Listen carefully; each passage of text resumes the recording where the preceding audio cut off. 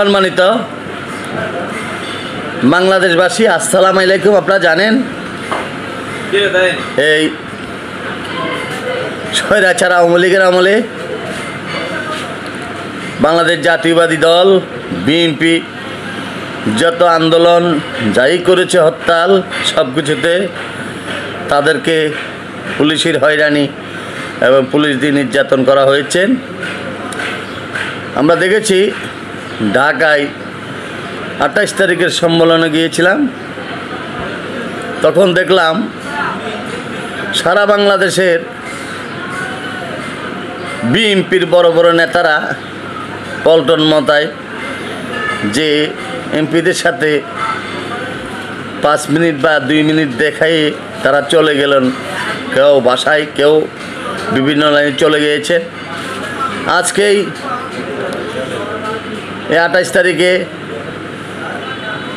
জনসভা রয়ে গেল সাধারণ মানুষ এবং সাধারণ কর্মী, যারা বিএনপির থেকে সব কিছু থেকে বঞ্চিত, তারাই আন্দোলন করেছেন এবং আন্দোলনের সামনে কাতারে ছিল।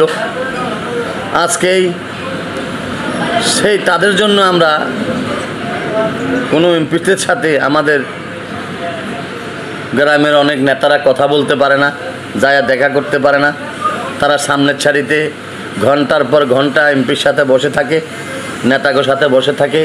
আর আন্দোলনের সময় তারা মাঠ থেকে সরে যায়।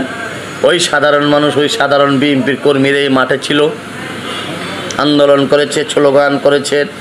ঢাকাতে তাদের মরার ভয় আছে, তারা সেই জন্য চলে যায়। আজকে আমরা সাধারণ মানুষ নির্যাতিত, সাধারণ বিএনপি নির্যাতিত, খেয়ে এত কষ্ট করে দল করি,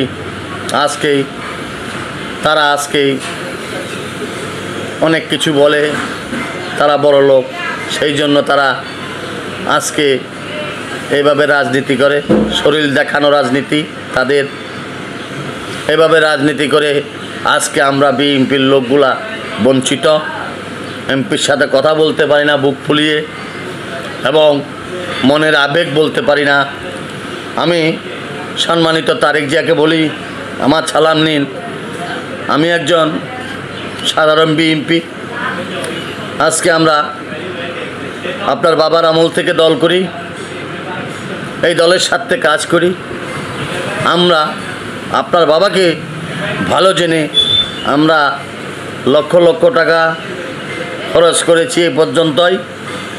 আজকে আপনার প্রতি আমার অনুরোধ, আপনি ইউনিয়ন পর্যায়ে